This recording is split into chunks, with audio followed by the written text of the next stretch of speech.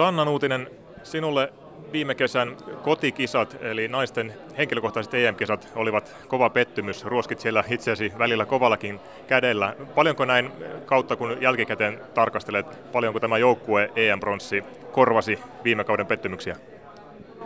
No on se aika vaikea. Periaatteessa kun tämä joukkue EM-bronssi tuli eka ja sitten henkilökohtaiset kisat oli sen jälkeen, niin odotukset oli hirveän kovat, niin se ei ollut niinku balsamia haavoille. EM-kisossa kaadotte ensin puolivälierissä kaiken oikeastaan naisten joukkuekisossa voittaneen Ruotsin ja sitten pronssiottelussa isäntämaa Englannin. Tuliko kisoista sellainen olo, että hyvänä päivänä Suomi voi kaataa kenet tahansa? Joo, todellakin, että kun mennään pelaamaan joukkuekilpailuun, niin siinä oikeastaan se yksilö häviää, se on vaan se joukkue.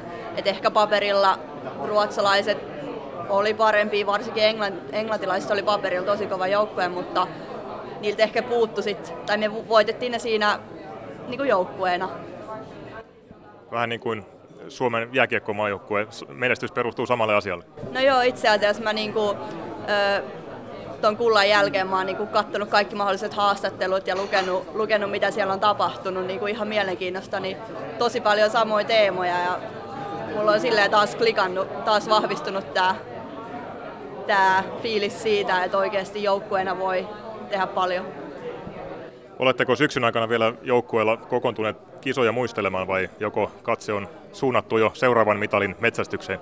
No kyllä meillä esimerkiksi henkilökohtaiset EM-kilpailut, kun meillä oli siellä kaikki pelaajat, jotka pelasivat joukkueessakin, niin kyllä me siellä vielä fiilisteltiin ja kuunneltiin meidän kisabiisejä. Ja sitten toisaalta syksyllä vähän jengi hajosi, kun osa lähtee itse lähi jenkkeihin ja jengi nyt meni mihin meni treenailemaan. Mutta kyllä meillä on vielä WhatsAppissa oma keskusteluryhmä, jolla me puhutaan ja ehdottomasti toi niin kuin lähemmäksi toi menestyminen tätä porukkaa, että ollaan hyviä kavereita, vähän kuin sisaruksia. Mistä ja milloin oma kilpailukautesi tänä vuonna talven taituttua alkaa? Itse asiassa lähden sunnuntai-aamun jenkkeihin takaisin yliopistoon, että sieltä alkaa vikalukukausi. Ja ensimmäinen kisa siellä on sitten helmikuun puolessa välissä Puerto Ricolla. Eli pelaan kevään siellä yliopistogolfia ja sitten periaatteessa vähän vapaudun, että saa itse päättää jo omista kisoistaan. Ja sitten sen näkee, syksyllä on karsinnat tarkoituksen